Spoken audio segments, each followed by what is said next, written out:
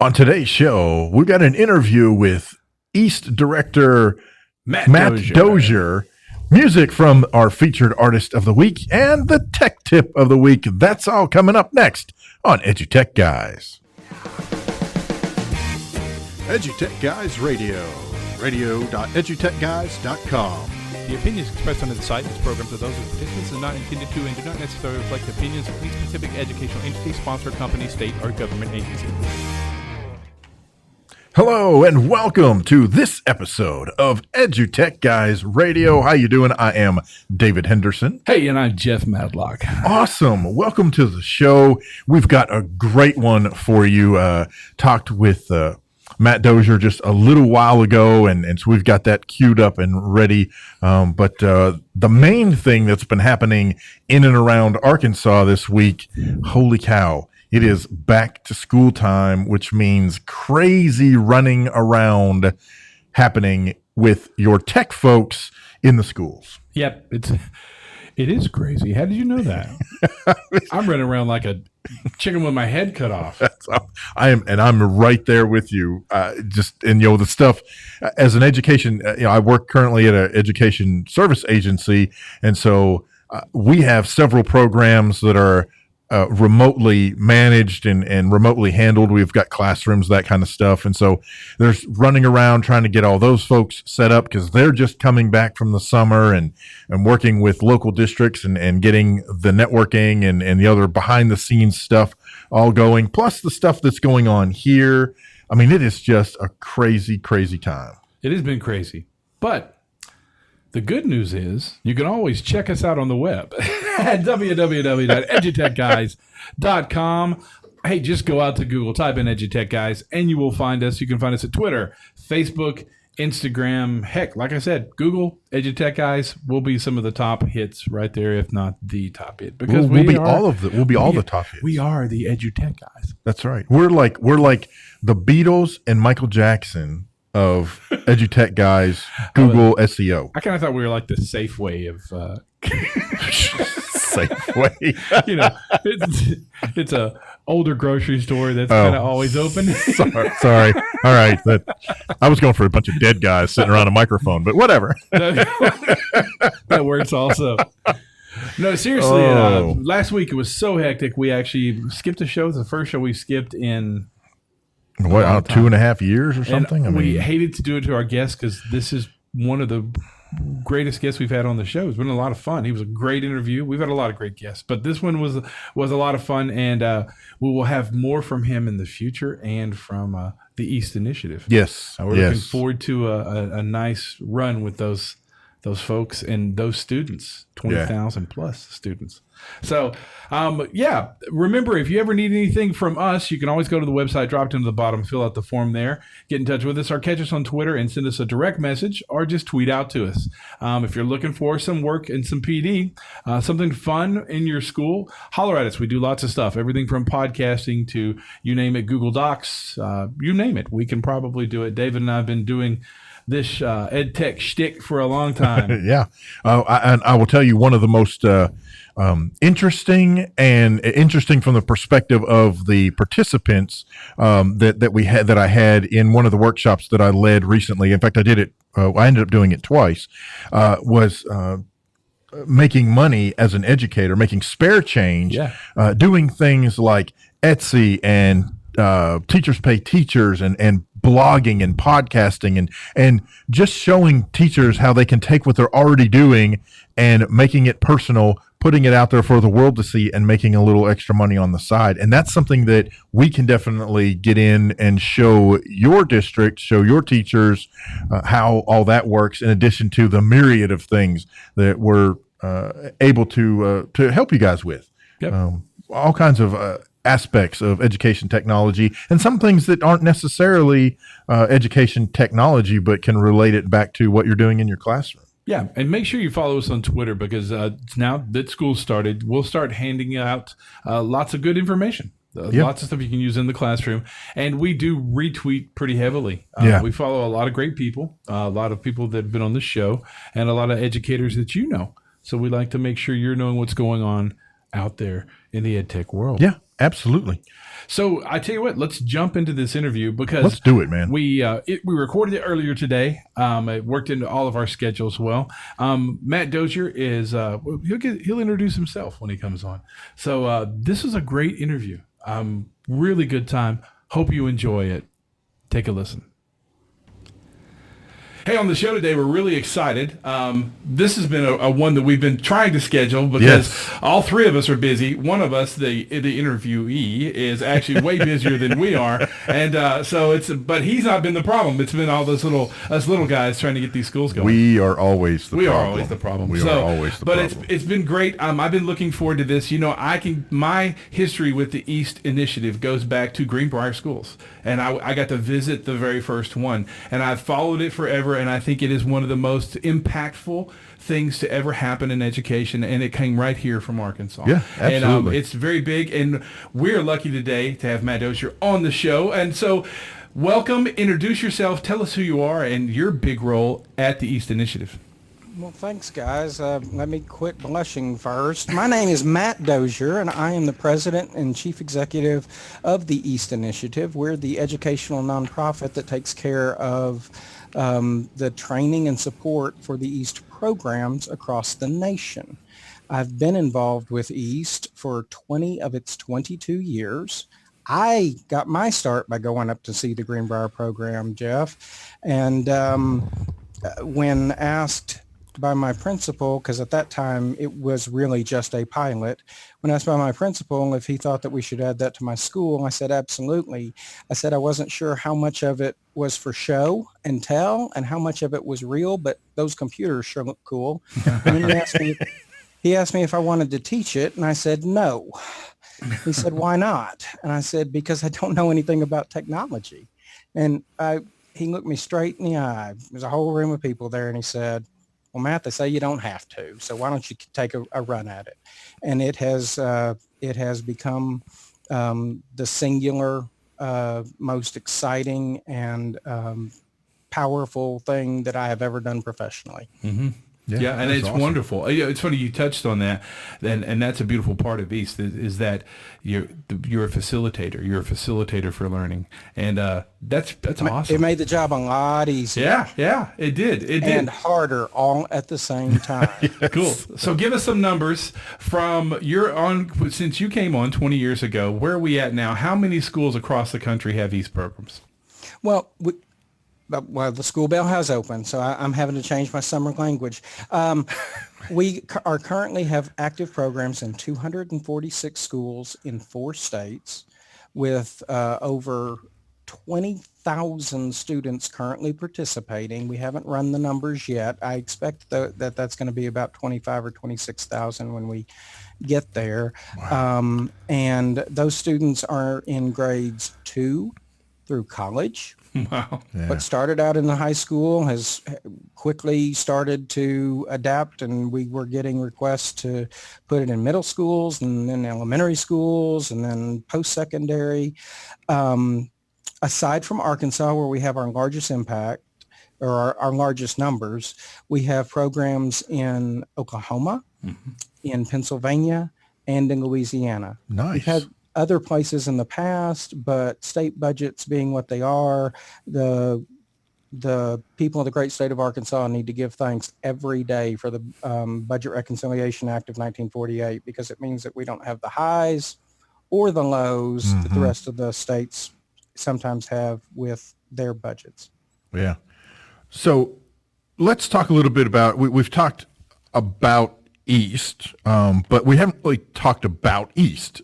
Yeah, for those folks, for the folks who have no idea what we're talking about, what is East? Well, okay. We have a mission statement. Are you ready? Do it.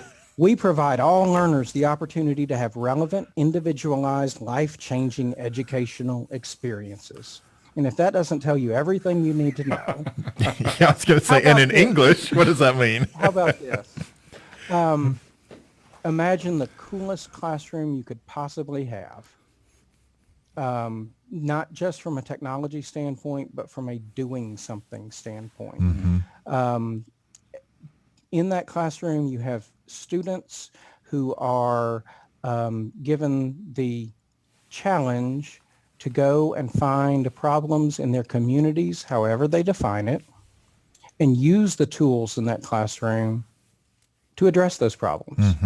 So from a technology standpoint, we've got tons. It's actually a self-contained network that the students run. So there's a server and you have to learn server stuff. There's computer-aided design, solid modeling, visualization, 3D animation, programming, coding, GPS, GIS, video, photography, graphics, music composition and productions, mobile devices, printers, including 3D printers, video presentations, productivity, virtual reality. We've been doing virtual reality since 2003, guys. Wow. Yeah. And when you add in the capacity for 3D printing, when you add all of that in, but instead of make it about learning the tool, and you put the focus on using the tool to do something, I guess the EduSpeak is authentic. Yeah. But we really, really mean authentic. I mean, go out and do something. Make your world, however you define it, a little bit better.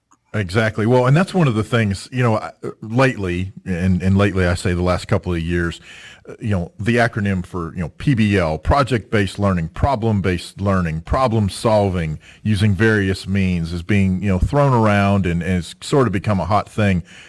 It's funny to me because like you guys, I was introduced to East back when it first started, and that's what you guys were already doing before anybody had a word PBL for it. Before PBL wasn't cool. I mean, but seriously, I think back to projects where you had students who were working with city officials to reprogram the traffic light system. Yeah, I think of students who ultimately helped change the focus of what used to be called, I don't even know what it's called now, but it used to be called the Oil and Brine Museum down in Smackover. Yep. And now it's like the Museum of Natural Resources or something. Japanese internment camps. Oh my goodness, that was phenomenal. I mean, that was phenomenal. You haven't lived until you have stood between a Congressional Medal of Honor winner and Mr. Sulu and have them explain to a group of 7th and 8th graders how much their work means to them. Yes. Yeah.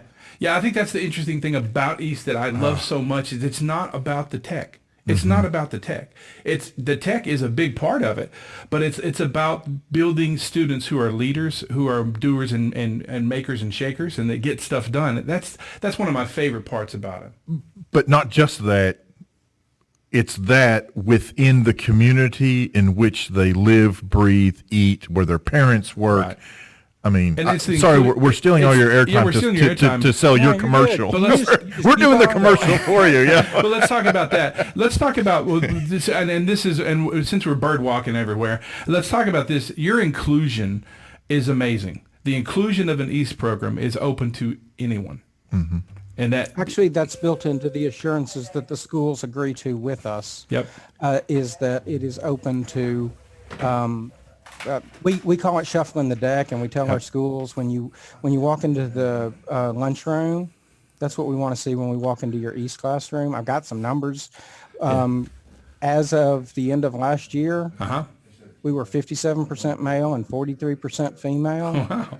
We were 67% Caucasian and 33% non. Which, if you look at the state of Arkansas, where we have our largest presence, it's 77% Caucasian and 23% non. So, we're almost at parity, male to female. We are overrepresented when it comes to underrepresented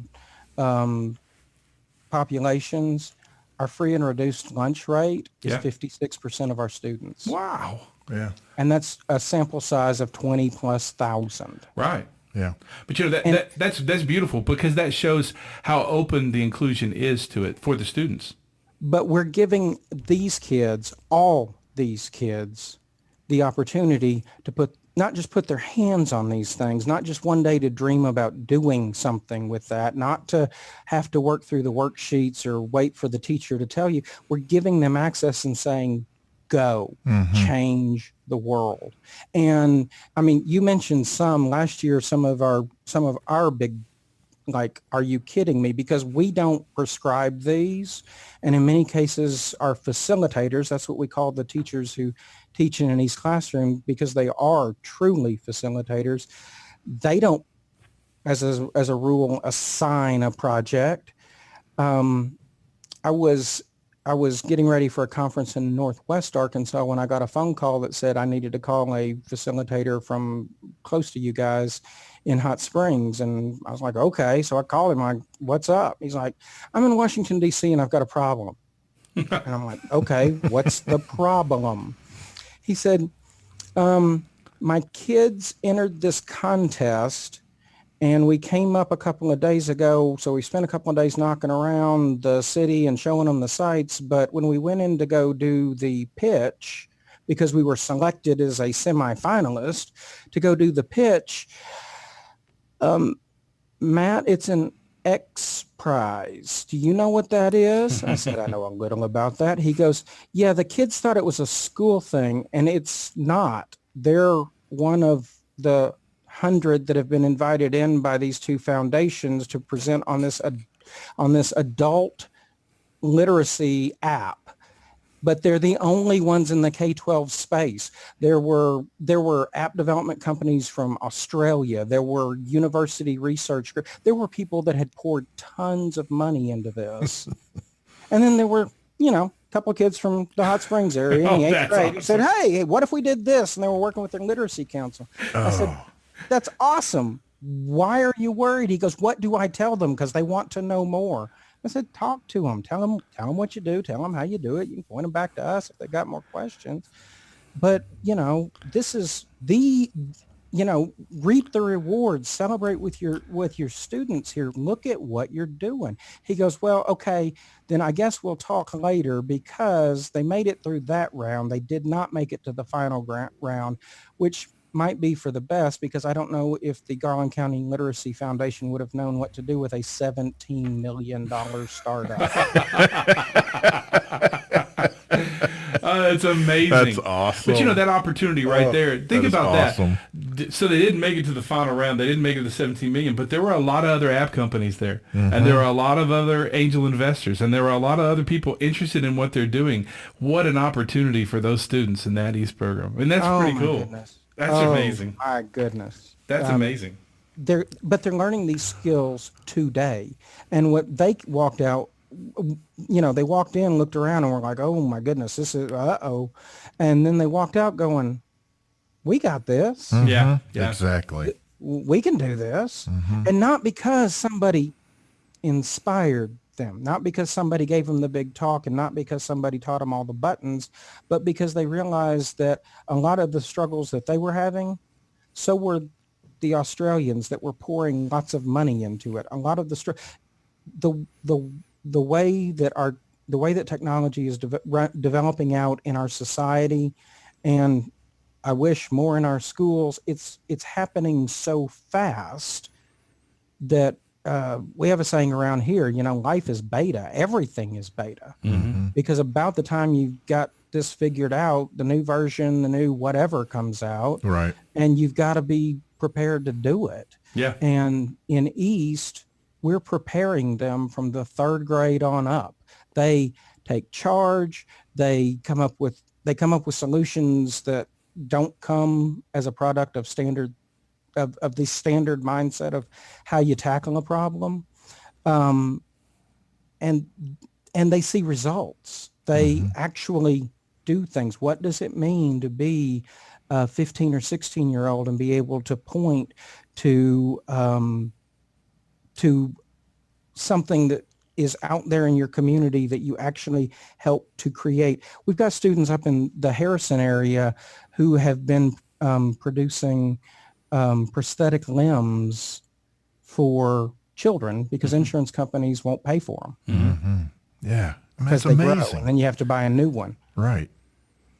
Do you have any idea the impact it has on every aspect of the world when you can put a workable prosthetic limb on a fourth grader who can then turn around and articulate fingers for the first time in their life. His mama is very, very fond of them. Yeah. Yeah, I would imagine so. It made good work, and Yeah. it inspired students in another school to do a similar thing, but they're adding myoelectric sensors for people who don't have the need for a hand but a full quarter arm. Wow. You know. So let's talk about that. How do each of the East programs show off their work and share their work with the other East programs? I'm kind of setting you up here. Oh, you are. What's your big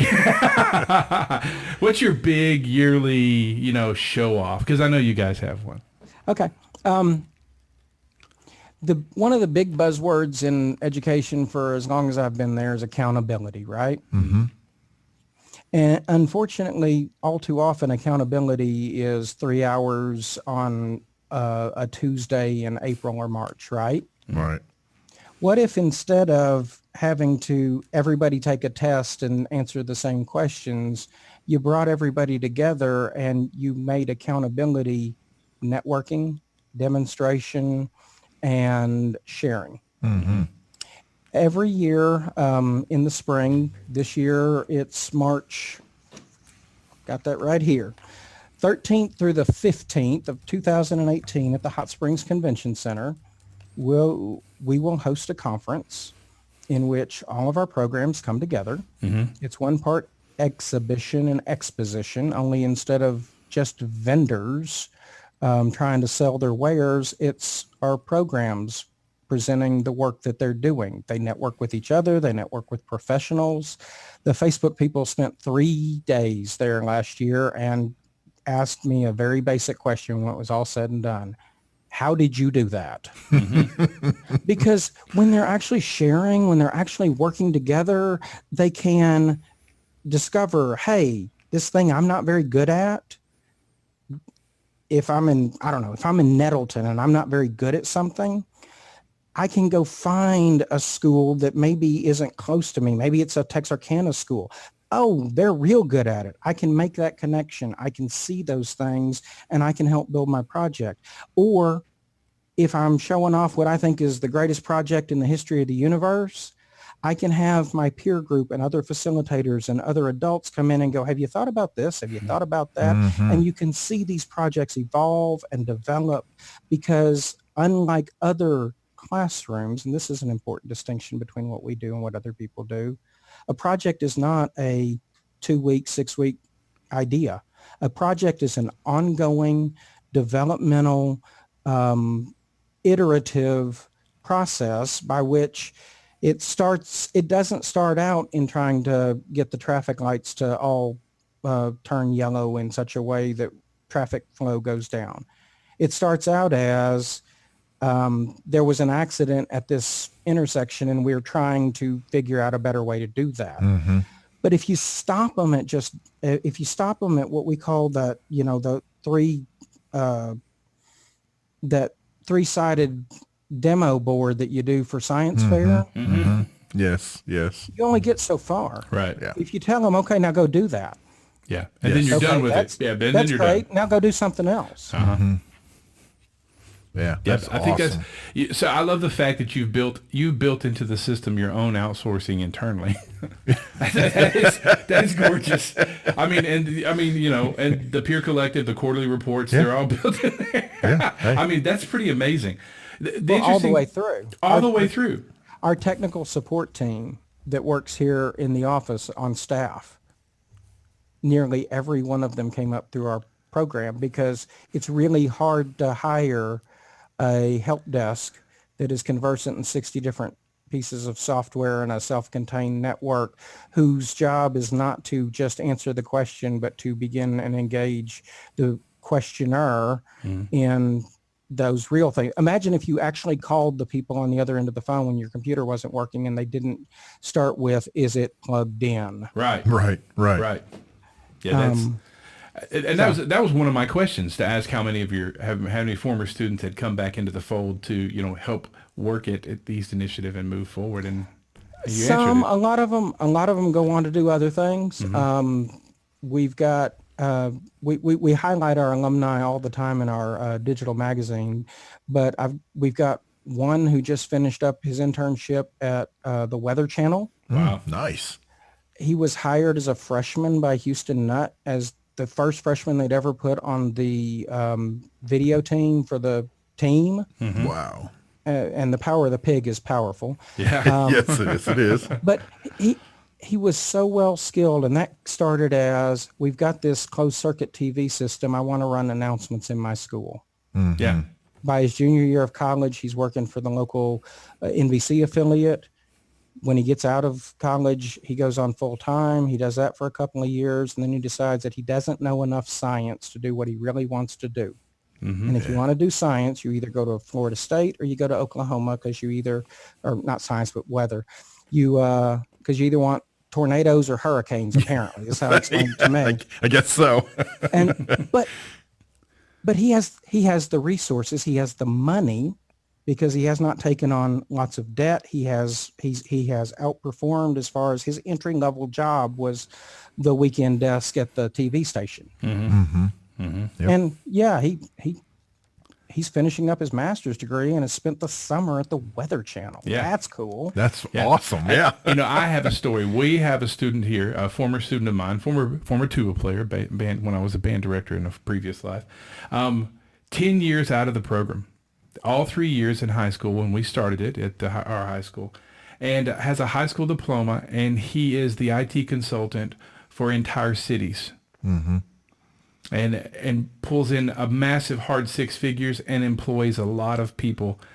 And he's done that by the age of 28 from everything that he did in East when he helped set up that first classroom and put in the AD and put in the put in the Wi-Fi and network the computers. And he just took off from there. That's amazing. That's what public education is all about. We turned out a viable worker and a good citizen right out of the system, and if it wasn't for East, he wouldn't have learned those things. Right. Well, I've heard you guys give a shout out to Apogee before, and we love Apogee too. We do too. Well, we lost one of our former co-hosts to Apogee. And guess where they get a lot of their coders? Exactly. And they told us that. We didn't tell them that. That's cool. Yeah, that's well, awesome. And what you're creating is not just, you're creating students, you're creating learners who can be taught further. And that's the kicker. Apogee they hire your students, the kids coming out of East, because they can bring them on the fold and easily train them in a matter of a month or a few weeks. And they're right on board coding exactly what they needed to do, or sales or anything for that matter. I think that's the interesting one. So let me ask you, maybe this is a hard-hitting question. Hard. So we had a program a few years ago, and the students were reaching out to companies, and they contacted me in the IT department, and they said, Mr. Matlock, we need to contact IT companies to find out if they will sponsor us and give us product, to do this certain project. How do we do that? And I said, well, I can give you names to get in touch with and emails, but you're going to have to craft those emails in a way. And so I said, you need to talk to the business teacher, and you need to talk to your English teacher. Cross course. How often, can you give us some examples of how that plays into, how many schools have come back to you and say, listen, the East program has been wonderful, but it's also been wonderful because these students have engaged other faculty in other classrooms? We have so many schools where our highest performing programs, that's exactly what happens. Why in the world would you submit a grant without having people that can edit take a look at it? Why in the world would you why in the world would you do the design work on a flood mitigation system for a national park without working with your science and math teachers? There's this massive resource. We call it cash in the pocket in our facilitator training. Okay. And we work with our facilitators to then transfer that to their students to look for the cash in their pocket. And it's amazing that makes sense intellectually, but until you actually start doing it, we've got a school up in Northwest Arkansas where the facilitator was talking to me about some challenges he was having getting out into the community. And the more we got to talking, I was like, well, you need to spotlight on some projects. You need to get the kids talking. He's like, well, I mean, I've got kids coming in all the time. They're not even in the class. I've got this one student who comes in every afternoon. I have to just about kick him out at the end of the day. And I was like, okay. He said, and his dad called me to thank me for letting him come in because his dad's in charge of AR for Walmart. And I said, stop. Why are you having trouble getting the message out and talking to people and finding partners when you have the guy that's heading up AR for one of the biggest companies in the world? Yes. As a fan of yours? He's like, I had not thought about that. Right. Yep. Let's think about that. Yeah. Yeah. There's a whole other show we could talk PR for education and how to get your word out. Yeah. Absolutely. So, there's things you're talking about, training your teachers and not just your teachers. I know you guys are now working on some targeted training for teachers, not just yours, any teacher. That's right. Give me the lowdown. Every year, we get a number of requests from teachers who either have a program in their school or have seen a program or otherwise they want to come to our training. Mm-hmm. Our training is outstanding and amazing. It doesn't matter what your certification is. It doesn't matter what your experience level is. Our training and the way that we go about supporting those programs gives them everything that they're going to need if they'll commit and their school will commit to being successful. But if you're not actually going to be facilitating in an East classroom, a whole bunch of our training is practical. Mm-hmm. And so if you're just a geometry teacher, or a third grade teacher or whatever, there's a part of it that is useful, but there's a bigger part that it's not nearly as applicable. So we've been piloting a program that we call Education Unleashed. These are professional development sessions that are basically like 6 hours or half days or whole days, depending upon how they're very adaptable. And we have 8 sessions built out. And depending upon if we're working directly with a school district or if we're going through the educational co-ops or whatever, we can customize that with those components. Some of them are pedagogical, that's big fancy education talk for how to do things that we do well, like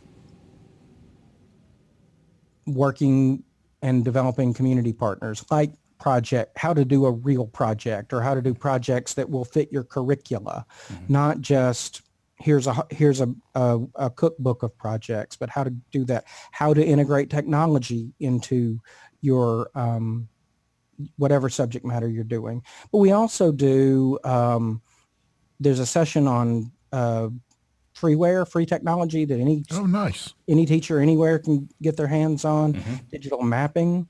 ESRI said a couple of years ago that we're the best education program for GIS in the country. And so we take advantage of that. Soft skills, because if you know anything, you know that East kids get passionate about what they do, and all of a sudden they come out of their shell, and then the next thing you know, they've got the facts, the figures, the statistics. They've got the drive to go make that pitch, and we can work with teachers on that. We do a lot. I've got several Google certified people that are on our staff that go out and do that without it being, let me show you the buttons. Instead, it's we're going to bring the tools to you, or you can bring your own tool, and we're going to show you some of what these things do, and we're going to give you a chance to spend time with it. Boy, isn't that magic for teachers? Yes, yes. And then we're going to show you all the add-ons and all the extensions and the Google tip of the week. Yeah. There you go. Excellent. I love how you worked that in there. Your voice is now going to be on most of our podcasts. Yeah, that's right. That's right. So, other pilots, that's a pilot. It's not really you. Education Unleashed is, you're doing it. So, what other pilots are you offering right now? Well, every year, thanks to the generous support of the great state of Arkansas and our work in other states, we tend to grow programs. This year we added 16 in the state of Arkansas through the support of the Department of Education, the Arkansas State Legislature, and the Delta Regional Authority. But of those 16, what's really exciting to us are two that are kind of new pilot opportunities. The first is the Arkansas School for the Blind. We they came to us backwards because they were recruited by an elementary school that's about 10 minutes from our offices. The elementary students were working with ASB to create a yearbook for them. Blind students do not need a printed yearbook. It's not how they operate. Sure. So those students were working on, one, trying to figure out how to get the scans right so that they could 3D print mini bus. And then 3D print the Braille name tags that go in front of them. Nice. So the students could have one, the seniors could have one, but so the library could have a copy as well. Nice. Wow. And it turns out it's not as easy to do that scanning as you think it is. We've actually added that piece of technology into our classrooms this year. Oh, cool. We've got a little hand scanner that you can move it around an object and it'll capture it in 360. Oh, that's awesome. That's cool. So they did that, and then the school came back and said, what other projects can you do for us? And the kids were like, why don't you get one of these yourself? Do your own freaking project. The coordinators at ASB walked in our front door, and I was in another meeting, somebody said, hey, there's some people here from a school that want to talk to you. And I went and I sat down. I'm like, hi, how can I help? And they're like, well, we were working with the third graders up at this school, and they said we needed to talk to you because we need one of these.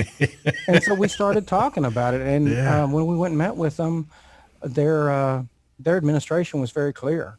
You know, outdoor activities are great, but our kids aren't spending a lot of time running around in the woods or our kids, their window to the universe is technology.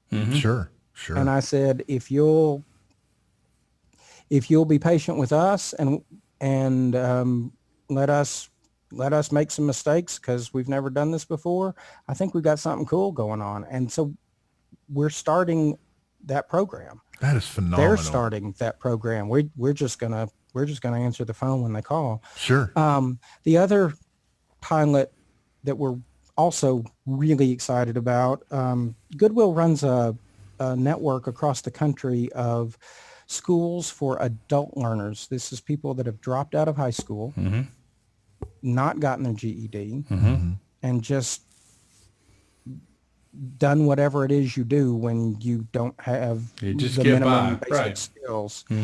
And they're opening. They've opened one here in Little Rock. It's called the Excel Center. Goodwill runs it, but it's for adult learners that want to get their not GEDs but diplomas. Oh, nice. And at first I was concerned in visiting with their administration and staff that they just wanted the technology. Right. And they said, no, we got plenty of technology. We don't have all the technology you guys have. I mean, they're not 3D printing. They're not doing VR. They're not doing some of the high-end CAD or GIS stuff. They said, what we want is the community connection because these are learners who, if they can demonstrate skills, they can leapfrog. Yes.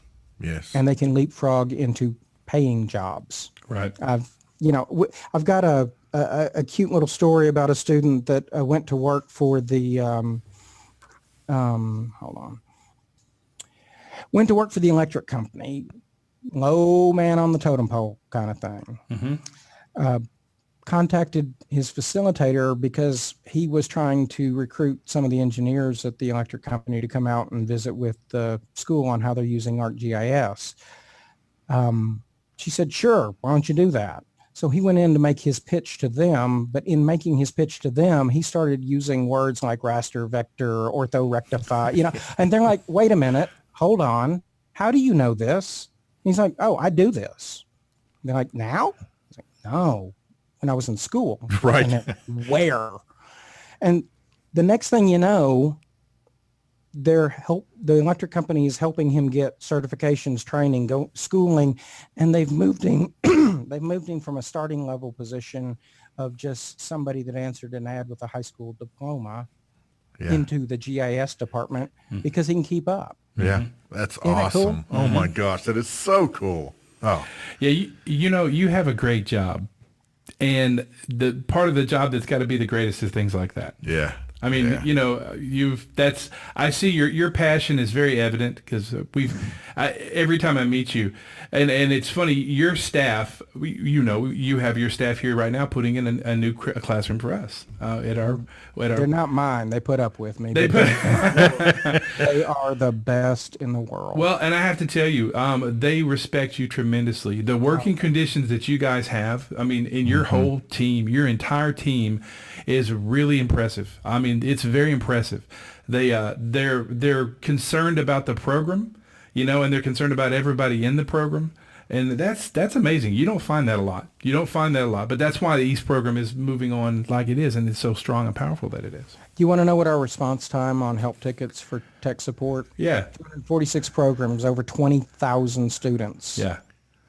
It's under 3 minutes. That's awesome. That is phenomenal. Yeah. That is pretty awesome. I keep calling Michael Dell to give him a hard time. Yeah. So for those listeners out there who are in education, they're in their schools, they're hearing about all the cool stuff East is doing and has been doing and is continuing to do, how do they get in touch with you to get a program at their school? It's pretty simple. Cool. The email address is eastinfo, EASTINFO, at eaststaff, EASTSTAFF.org. That comes into us, and then we've got a team that will take whatever comes in, whether that's somebody that wants a program, somebody that wants some of this other training that we've been talking about, Education Unleashed, somebody that wants to come check out our conference, whatever. That triggers us to begin to work with them. Cool. Awesome. So share with us any information concerning social media to find out what East is doing, and follow East and keep up with East. And go ahead. I was going to say, we Insta face tweet everything. It's our Instagram is East Initiative. Our Twitter is East Initiative. Our Facebook is East Initiative. You guys are just like us. Everything we do is EduTechGuys. Everything you do is East Initiative. That's right. And I'm Matt Dozier on just about everything, I think. I can pretty much tell you, if you go to the Google and you type in Matt Dozier or you type in East Initiative, it's going to be one of your first hits. Absolutely. So, there's me and a bird guy in Texas. Oh, is there a bird? So, okay, avoid the bird guy. Look for the other guy. I think he's probably pretty cool, too. I'm sure. Yeah, I was going to say. Somehow we'll figure out how to get the two of you together. Hey, Matt, I know we went a little longer than we expected, but we got to have you back on the show. And you start thinking about what you bring kids. That's what we need to do. We need to get a kids show on, and we need to get the kids on and do something. And we need to do it live. We'd like to be at your place. You just tell us where we need to be, and we'll come to you guys and make sure we can do that. Before you go, I do want to anybody in the especially Central Arkansas area or within driving distance, we are hosting an open house at our headquarters. We call it Encounter East. That's Thursday, September 28th. From 4:30 to 7. It's not just that cool staff you talked about, and certainly it's not just me. Cool. We've got we're going to have students representing a number of programs showing off the neatest things in the world. Cool. Awesome. Cool. And we'll make sure and tweet that out for you also. Absolutely. Awesome. Matt, thanks for coming on the show, and we'll be right back after this. Mean, meaty, and the mode. Mean, meaty, and the mode. Come on, everybody, so here we go. The 3 M's that you really need to know. The mean, meaty, and the mode. So, mean, meaty, and the mode. Everybody, come on, so here we go. The 3 M's that you really need to know. Mean, meaty, and the mode. The mean, the mean. Come on, kids, really, it's not so bad. Grab your data numbers from the table, and first, you start to add. When you finally have them added up, then can you only divide? Because this is how you find the mean. Yes, the average number, that's right. Now that you found the average number, you see what I mean? Ha, ha, yeah, yeah. Come on, everybody, just do it again, please. Add them up and then you divide by the total number in the table, that's right. Add them up and then you divide by the total number in the table, that's right. Mean, median, and mode. Come on, everybody, so here we go. The 3 M's that you really need to know. The mean, median, and mode. So, mean, median, and mode. Everybody, come on, so here we go. The 3 M's that you really need to know. Mean, median, and mode. The mode, the mode, the mode, the mode, the mode, mode, the mode, the mode, mode, mode. M-O-D-E. It's the number with the highest frequency. It's the number that you will most often see. Come on, everybody, find the mode with me. The mode, the mode, the mode, mode, the mode, the mode, mode, the mode, the mode, mode, mode. M-O-D-E. It's the number with the highest frequency. It's the number that you will most often see. Come on, everybody, find the mode with me. Mean, median, and mode. Come on, everybody, so here we go. The 3 M's that you really need to know. The mean, median, and mode. So, mean, median, and mode. Everybody, come on, so here we go. The 3 M's that you really need to know. Mean, median, and mode. For the third M, just think of a road. Median, the number in the middle for sure. Before you start driving for the median, take this one step before you begin. Order, order, order, please. It's the one thing requested by Mr. C. It's like a little mathematics guarantee. Make a thing so nice and so easy. Take a step from side to side. Only take one step at a time. You have a green light, now it's your time to shine. One from the left and one from the right. Take a step from side to side. Only take one step at a time. You have a green light, now it's your time to shine. One from the left and one from the right. Mean, median, and mode. Come on, everybody, so here we go. The 3 M's that you really need to know. The mean, median, and mode. So, mean, median, and mode. Everybody, come on, so here we go. The 3 M's that you really need to know. Mean, median, and mode.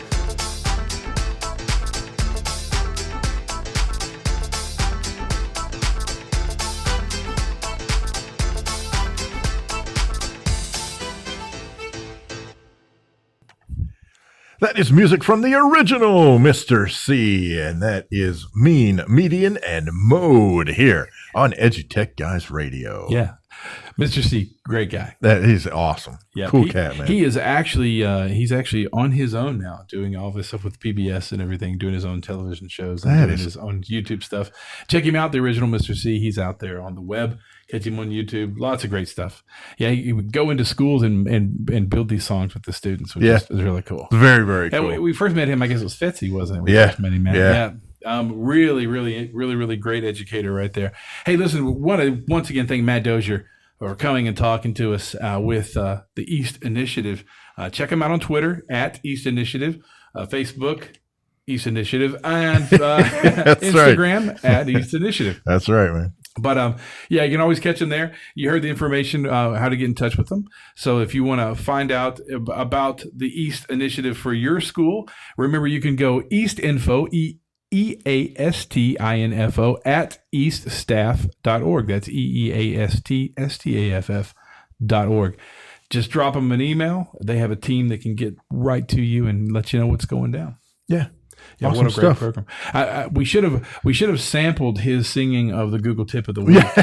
But I'll go ahead and let you do the Google Tip of the Week this week, and next week we'll put we'll pull him in. All right. Yeah, so guess what time it is? Google Tip of the Week. Hey, you're starting back to school, and Google has made it better for everyone. Don't they always make it better for everyone?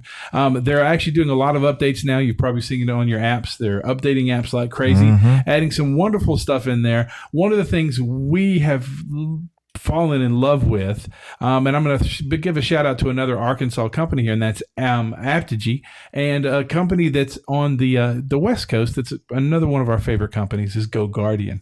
So in GoGuardian Teacher now, because of the beautiful way that Google has built their APIs and their interoperability with Google Classroom, you can actually open up Google Teacher, GoGuardian Teacher, and instantly add your already created Google Classrooms with just the click of a button. That's awesome. The really awesome part is the way eSchool works with Google Classroom right now. We actually have a way to bring in all your classrooms from eSchool into Google Classroom.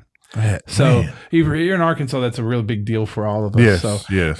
as you start your new school year, I highly recommend jumping on the Google Classroom bandwagon. Yeah. I know it's not a big Google tip of the week, but I think it's a huge Google tip of the week. If you're not using Google, at least in part of your technology, the sheer fact that it's free for all education with unlimited storage, that includes YouTube, everything that Google has, you're missing out, and you're kind of shortchanging your students just a little bit. Well, and kind of an extension of Google Classroom, although you don't even have to have Google Classroom to implement some of the really cool things that you can do with the updated Google Forms. In fact, I did a workshop over the summer and was kind of giving an overview of different things Google offers. And we were talking about Google Forms, and we got into a really cool, I don't know if discussion is the right word, but there was a discussion, and we actually worked on it some using Google Forms and the branching logic and some of the cool things you can do. And we had teachers creating interactive fiction, kind of a choose your own adventure. Ooh. But what's really cool with Google Forms, when you add in the whole right, wrong answer piece of that, it's not just if I go down this particular path, then this is going to happen. And you can do all that, but you can actually have the students key in answers. So you can have a short answer. And if the short answer is this particular word, then this happens. And if it's this particular word, that happens. And if it's the wrong word, then something else happens. So, I mean, it gets so cool into some of the stuff you can do. And that's not even the quizzes and grading and all the other side of that. That's also part of what Google Forms can do. And again, you can tie all that back into what Jeff's talking about into your Google Classroom. So there you go. That's a twofer. You get two Google tips of the week. 2 for Wednesday. That's And, right. and here's a threefer. Just like Matt discussed with East Initiative, they do have Education Unleashed. Yes. So if you're looking for some really great training that's very adaptable to what you need for any teacher, any grade level, hit that email address, eastinfo@eaststaff.org, and find out what they can provide for you. They work through school districts and through cooperatives. Yeah. So there it Awesome. is. That's a Google tip of the week. There you go. Tips of the week. The tips Tip of the week. Tips of the week. Tipsy week. What? Hey, listen, it's been a wonderful show. Yeah, thank you guys so much for tuning in and listening. We appreciate it so much. If you got a particular topic you'd like us to cover, reach out to us, www.edutechguys.com. Fill out the form or hit us up on Twitter @EduTechGuys. Likewise, if you're interested in being a guest on the show, you want to share your story, what you're doing with your students or what your students are doing, hit us up, and we would love to share your story with everybody else out there. Hey, I'm Jeff Madlock. I'm David Henderson. We'll catch you next time. You've been listening to EduTech Guys Radio, radio.edutechguys.com. The opinions expressed on the site and its programs are those of participants and not intended to and do not necessarily reflect the opinions of any specific educational entity, sponsor, company, state, or government agency.